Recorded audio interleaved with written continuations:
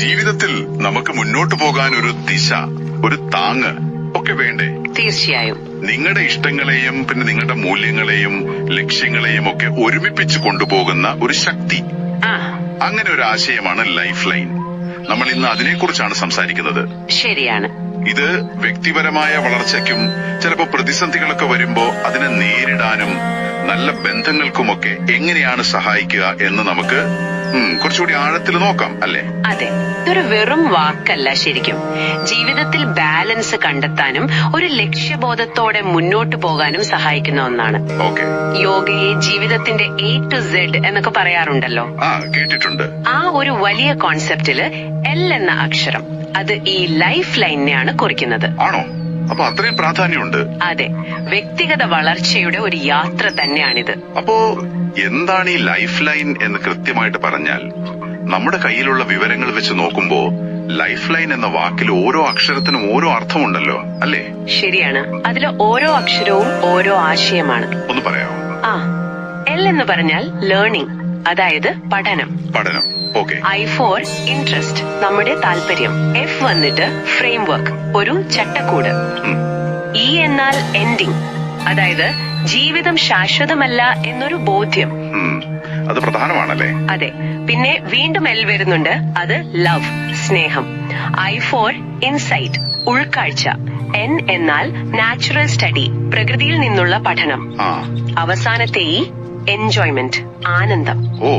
Enjoyment. അതെ, ഇതെല്ലാം കൂടി ചേരുമ്പോഴാണ് ഒരാളുടെ ലൈഫ് ലൈൻ എന്താ പറയാ ശക്തമാവുന്നത്. ഇത് കേൾക്കുമ്പോ ഒരുപാട് കാര്യങ്ങൾ ഒന്നിച്ചു വരുന്നുണ്ടല്ലോ. ഉണ്ട്. നമുക്ക് ഇതൊന്ന് ഒരു ഉദാഹരണത്തിലൂടെ നോക്കിയാലോ? മോഹൻ എന്നൊരാളുടെ കാര്യം വെച്ച് പറയാമോ? അത് നന്നായിരിക്കും. മോഹൻ എന്നൊരു സാങ്കല്പിക വ്യക്തി. അതെ. അപ്പൊ മോഹന്റെ ലൈഫ് ലൈൻ എങ്ങനെയാണെന്ന് നോക്കാം. ശരി. ഒന്നാമത്തേത് പഠനം, ലേണിംഗ്. മോഹൻ ചിലപ്പോ ഓൺലൈനായിട്ട് കോഡിംഗ് പഠിക്കുന്നുണ്ടാവാം. കരിയറിന് വേണ്ടി. അതെ, കരിയർ മെച്ചപ്പെടുത്താൻ. രണ്ടാമത്തേത് താല്പര്യം, ഇൻട്രസ്റ്റ്. മോഹന് ഫോട്ടോഗ്രാഫി ഇഷ്ടമാണ്. അപ്പോ അതിലൂടെ സന്തോഷം കിട്ടുന്നു, ഒരു ക്രിയേറ്റിവിറ്റി വരുന്നു. ചിലപ്പോ വാരാന്ത്യങ്ങളിൽ അതിനായി സമയം കണ്ടെത്തും. അതും ലൈഫ് ലൈനിന്റെ ഭാഗമാണ്. തീർച്ചയായും. പിന്നെ ഫ്രെയിം വർക്ക്, ഒരു ചട്ടക്കൂട്. മോഹന് ചില മൂല്യങ്ങളുണ്ട്, സത്യസന്ധത, അല്ലെങ്കിൽ പരിസ്ഥിതിയോടുള്ള സ്നേഹം. റീസൈക്കിൾ ചെയ്ത വസ്തുക്കൾ ഉപയോഗിച്ചുള്ള സ്റ്റാർട്ടപ്പ് പോലെ. അതെ, അങ്ങനെ ഒരു ലക്ഷ്യം വെക്കുന്നു. അതാണ് ഫ്രെയിം വർക്ക്. പിന്നെ എൻഡിങ്, ജീവിതം എപ്പോഴും ഉണ്ടാവില്ല എന്ന ബോധ്യം. അതെങ്ങനെയാണ് സഹായിക്കുക? അത് ഓരോ നിമിഷവും വിലപ്പെട്ടതാണെന്ന് ഓർമ്മിപ്പിക്കും. അപ്പൊ നമ്മൾ വെറുതെ സമയം കളയില്ല. ശരിയാണ്. ുള്ള ബന്ധങ്ങൾക്ക് പ്രാധാന്യം കൊടുക്കുന്നു, അത് സ്ട്രോങ് ആയി നിർത്തുന്നു. പിന്നെ ഇൻസൈറ്റ്സ്, ഉൾക്കാഴ്ച. ചിലപ്പോ മെഡിറ്റേഷൻ ചെയ്യുകയോ അല്ലെങ്കിൽ സ്വയം ചിന്തകളെ കുറിച്ച് എഴുതുകയോ ഒക്കെ ചെയ്ത് സ്വയം മനസ്സിലാക്കുന്നു. സ്വയം മനസ്സിലാക്കൽ. അതെ. പിന്നെ നാച്ചുറൽ സ്റ്റഡി, പ്രകൃതി പഠനം. ഇടയ്ക്കൊക്കെ യാത്ര പോകുന്നു, ട്രെക്കിങ്ങിന് പോകുന്നു. അതിലൂടെ ഒരു ശാന്തത, പുതിയ അറിവുകളൊക്കെ കിട്ടുന്നു. ശരി. അവസാനമായി എൻജോയ്മെന്റ്, ആനന്ദം. വലിയ കാര്യങ്ങൾ മാത്രമല്ല, ഒരു ചായ കുടിക്കുന്നതിലോ ഒരു പുസ്തകം വായിക്കുന്നതിലൊക്കെ സന്തോഷം കണ്ടെത്തുന്നു.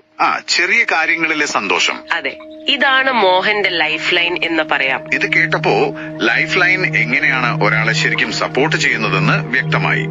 പക്ഷെ നമ്മൾ നേരത്തെ കഴിവ് എന്നൊരു വലിയ ആശയത്തെക്കുറിച്ച് സൂചിപ്പിച്ചല്ലോ. കഴിവ്. ഈ ലൈഫ് ലൈനും ആ കഴിവ് എന്ന ആശയവും തമ്മിൽ എന്താണ് ബന്ധം? നല്ല ചോദ്യമാണ്. കഴിവ് എന്ന് പറഞ്ഞാൽ അത് വെറുമൊരു സ്കില്ലല്ല. നമുക്ക് കിട്ടിയ വിവരങ്ങൾ അനുസരിച്ച് അതൊരു പ്രശ്നം കണ്ടെത്താനും എന്നിട്ട് നമ്മുടെ കഴിവ് ഉപയോഗിച്ച് അതിനൊരു പരിഹാരം കാണാനും അതിൽ നിന്ന് കിട്ടുന്ന അറിവ് മറ്റുള്ളവരുമായി പങ്കുവെക്കാനുമുള്ള ഒരു ശക്തി പോലെ. അതെ, ജീവിതത്തെ നന്നായി മുന്നോട്ട് കൊണ്ടുപോകാനുള്ള ഒരു ഊർജം. ഇതിന് പ്രധാനമായി 7 ഘടകങ്ങളുണ്ട്. 7 അതെ. നോളജ് അഥവാ അറിവ്, ആക്ഷൻ പ്രവർത്തനം, സീൽ ഉന്മേഷം, ഹാർമണി യോജിപ്പ്, ഇൻസൈറ്റ് ഉൾക്കാഴ്ച, വെർച്വൽ അതായത് ടെക്നോളജിയുടെ ഉപയോഗം, പിന്നെ എൻജോയബിൾ ആനന്ദം. അപ്പൊ ഈ 7 കാര്യങ്ങൾ ചേർന്ന കഴിവ് അത് എങ്ങനെയാണ് ഈ പറഞ്ഞ ലൈഫ് ലൈനുമായി കണക്ട് ആവുന്നത്? മോഹന്റെ കാര്യത്തിൽ തന്നെ നോക്കിയാൽ അത് സിമ്പിൾ ആണ്.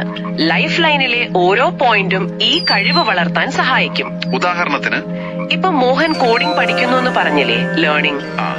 അത് അറിവ് കൂട്ടുന്നു. അവൻ അത് വെച്ചൊരു വെബ്സൈറ്റ് ഉണ്ടാക്കാൻ നോക്കുമ്പോ അത് പ്രവർത്തനമായി. ഫോട്ടോഗ്രഫി എന്ന താല്പര്യം അവന് ഉന്മേഷം കൊടുക്കുന്നു, അതിൽ നിന്ന് ആനന്ദം കിട്ടുന്നു.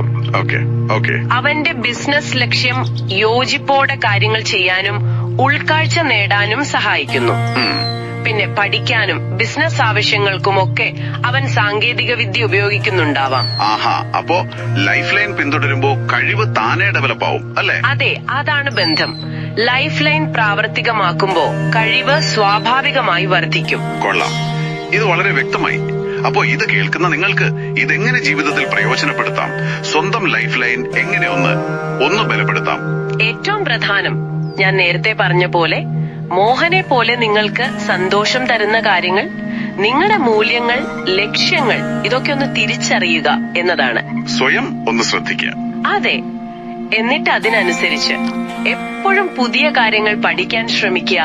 ഇഷ്ടമുള്ള കാര്യങ്ങൾക്ക് സമയം കണ്ടെത്തുക. ഹോബികൾക്ക്. അതെ, നിങ്ങളുടെ വാല്യൂസിനനുസരിച്ച് ജീവിക്കാൻ നോക്കുക.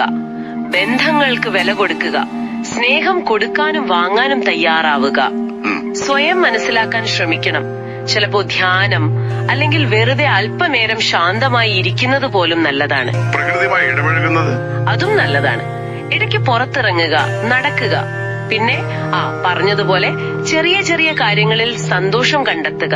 ഇതൊക്കെ സ്ഥിരമായി ചെയ്യണോ അല്ലേ? അതെ. പിന്നെ സ്വയം ശ്രദ്ധിക്കുക, സെൽഫ് കെയർ. സമൂഹത്തിൽ കഴിയുന്ന പോലെ ഇടപെടുക. ഒരു നന്ദിയുള്ള മനോഭാവം എപ്പോഴും നല്ലതാണ്. അപ്പൊ ചുരുക്കി പറഞ്ഞാൽ ലൈഫ് ലൈൻ എന്നത് വെറുമൊരു തിയറിയല്ല. അല്ലേ? നമ്മുടെ ഉള്ളിലെ ആ കഴിവ് പുറത്തു കൊണ്ടുവരാനും ഒരു മീനിങ് ഫുൾ ലൈഫ് നയിക്കാനും സഹായിക്കുന്ന ഒരു പ്രാക്ടിക്കൽ വഴിയാണ് മോഹന്റെ കഥ. അത് കാണിച്ചു തന്നു. തീർച്ചയായും. പക്ഷെ ഒരു കാര്യം ഓർക്കണം. എന്താണത്?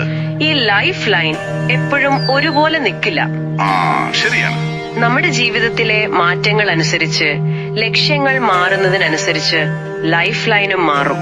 അപ്പൊ നമ്മളത് ശ്രദ്ധിച്ച് അതിനെ പരിപോഷിപ്പിച്ചു കൊണ്ടിരിക്കണം. ബോധപൂർവം ശ്രദ്ധിക്കണം. അതെ, ശരിയാണ്. അപ്പോ ഇന്നത്തെ ഈ വിവരങ്ങൾ നിങ്ങൾക്കൊരു പുതിയ ചിന്ത തന്നിട്ടുണ്ടാകുമെന്ന് കരുതുന്നു. പോകുന്നതിന് മുമ്പ് ഒരു ചെറിയ ചോദ്യം നിങ്ങൾക്കായി. നിങ്ങളുടെ ലൈഫ് ലൈൻ എന്ന് പറയുമ്പോ അതിലെ ഏത് ഘടകത്തിനാണ് ഇപ്പോ കുറച്ചുകൂടി ശ്രദ്ധ വേണ്ടതെന്ന് തോന്നുന്നത്? ആലോചിക്കാൻ നല്ലൊരു ചോദ്യമാണ്. അതെ, ആ ഒരു കാര്യത്തില് നിങ്ങൾക്ക് ഇന്ന് തന്നെ ചെയ്യാൻ പറ്റുന്ന ഏറ്റവും ചെറിയൊരു സ്റ്റെപ്പ് എന്തായിരിക്കും? ഒന്ന് ചിന്തിച്ചു നോക്കൂ.